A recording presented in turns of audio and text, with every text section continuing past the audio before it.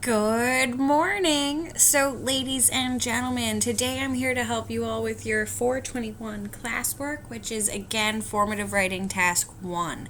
So, yesterday you wrote your first paragraph, today you're going to write your second paragraph. Today's paragraph is going to require evidence from both Ta-Nehisi Coates' book, Between the World and Me, and also James Baldwin's essay on being white and other lies. So, ladies and gentlemen, just like yesterday, today's paragraph is all about proving that Ta-Nehisi Coates is correct, that race is a social construct. So, just like yesterday, I'm going to start with the other source. I'm not going to start with our book. I'm going to start with the source that it lists first in my graphic organizer, which says On Being White and Other Lies by James Baldwin. So, there are two pieces of evidence that really stand out to me from his essay. One comes solely from page 178, and one spans 178 to 179. Just like yesterday, I'll go over both. So, the first piece of evidence from 178 comes from the first paragraph of the page. It had started on 177, and it comes from the end of that paragraph. It is the second to last sentence. It says, "No one was white before he/she came to America." This quote really stands out to me as far as race being a social construct, because if things like white and black were a race, they would have existed before America. So the fact that these races, and the one he's particularly addressing in the quote, white, that race, it didn't exist before America. When America was dealing with its first settlements and everything, you had lots and lots of different European settlers, and as time went on, they stopped identifying as their European roots, like Baldwin has addressed in this paragraph, right? He talks about German communities, he talks about Jewish communities, Italian communities, Irish communities, and all of them before coming to America were those things. But once they came to America, they were no longer those things. They were now just white. And so that helps to prove that race is a social construct. I could also, with this evidence, talk about America itself. It's only been a country since, 1776. So we're not even at a full 300 years yet of being a country, which means the idea of race is a fairly modern invention. If race wasn't a social construct, it would have existed this span of time, not just the last 200 years or so. So, I'm going to continue. That was the first piece of evidence. The second piece of evidence comes from all the way at the bottom of 178 and spans over to the top of 179. Baldwin writes, "White men from Norway, for example, where they were Norwegian, became white by slaughtering the cattle, poisoning the wells, torching the houses, massacring Native Americans, raping black women." Now, this right here is a really good piece of evidence to use for two reasons. One, it talks about how becoming white is a process, and it outlines that process for you. If you're able to switch races, it's not about your biology or your genealogy or your genetic makeup. It's about something else, right? It is confining to certain norms or doing things in the process that they have listed. So if race were biological, you wouldn't be able to change your race by following a certain process or become a race by following a process. Therefore, race has to be a social construct because there's a process to becoming white. The second way I could go about this evidence is to talk about how the concept of race was used to subjugate people.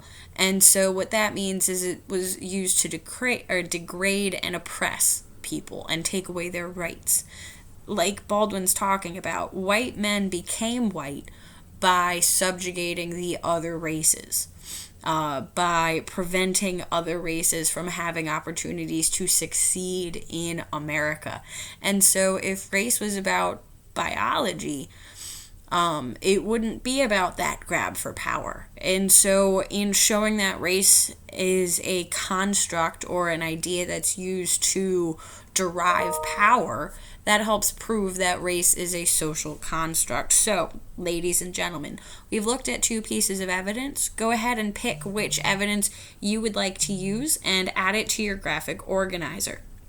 So, I'm going to move on now to Coates' book, Between the World and Me.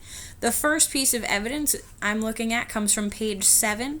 The second piece comes from page 8, but if you're following along in the Google Doc, both come from paragraph 6. So, the first piece of evidence that stands out to me comes from the beginning of paragraph 6, also at the bottom of page 7. Coates writes, "The new people were something else before they were white. Catholic, Corsican, Welsh, Mennonite, Jewish." Just like Baldwin, Coates is talking about how whiteness is something that you become over time. Now, if race were actually biological or naturally occurring, you wouldn't be able to change your race over the course of your own lifetime. It's something that you're born with and shouldn't change if it were actually naturally occurring. But since it's a social construct, you're able to start out as one thing and change over the course of time. So, that argument holds up and it relates to Baldwin. The next piece of evidence comes from page 8 or a little bit further on in paragraph 6. Coates writes, "It must be said that the process of washing the disparate tribes white, the elevation of the belief in being white, was not achieved through wine tastings and ice cream socials, but rather through the pillaging of life, liberty, and land, through the flaying of backs, the chaining of limbs, the strangling of dissidents, the destruction of families, the rape of mothers, the sale of children, and various other acts meant first and foremost to deny you and me the right to secure and govern our own bodies." Just like Baldwin, Coates is describing the process that these various European groups took to become white. And that process, just like Baldwin mentions, is about power, and it's about gaining power or taking away power. So here, I could really use either of these pieces of evidence to show that race is a social construct. Ladies and gentlemen, please go ahead and pick which evidence you'd like to use from Coates. Go ahead and put it in your graphic organizer. So now it's time for you to go back and work on your first evidence from Baldwin. So it's time for you to create a link. If you look at my exemplar, I've put Baldwin's name and the name of his essay in my link for this one, but you could also just leave that in your evidence.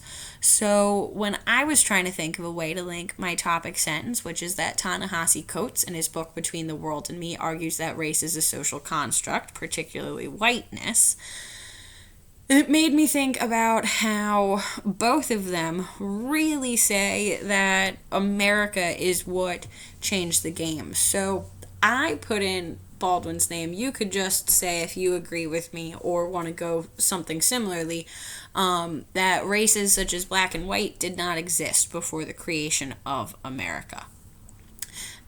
That helps lead into my evidence because I chose the one where Baldwin says no one was white before he or she came to America from 178. I need to explain how this proves that race is a social construct, and so I've gone ahead and I've talked about how this not only shows that race is a recent invention, which means it's not naturally occurring and it's not biological, it's a social thing, but not only is it that, but it's also not clear and concise. And if you're able to change racial classifications over time, then it's really not based on anything scientific. So, now that I've worked on my first piece of evidence, it's time for me to work on my second, and that second comes from Coates himself. So, again, in this paragraph, I'm trying to make some connections between my ideas. So I said for my link that both Baldwin and Coates also argue that whiteness is something that one can become. So not only was it something that didn't really exist before America, but it's something you can become. These ideas are connecting and building on each other, which your ideas should as well. So I introduced my evidence, I put my evidence when I was writing my paragraph, and then it's time for me to analyze. So here, again, it's where I need to really explain how I know that race is a social construct. I can't just say this evidence proves race is a social construct and leave it at that. I have to explain how I know it. So the evidence I picked, it proves that race is a social construct because if whiteness is something that you gain by going through this process of denying rights to others, that means it was a concept that had to have been purposefully thought up so that way only particular groups could benefit. It had to be something that someone thought up, not something that was naturally occurring. So now it's time for me to go on to my concluding sentence. Yesterday, I started my concluding sentence with the 4-letter word thus. Nice short 4-letter word, nice little mic drop moment. Today, I've chosen my mic drop moment to be therefore. It's a nice $10 word. It's longer than the word thus. So I very simply said, therefore, Coates' claim that race is a social construct is proven because if race were biological, it should not be something that can change over time.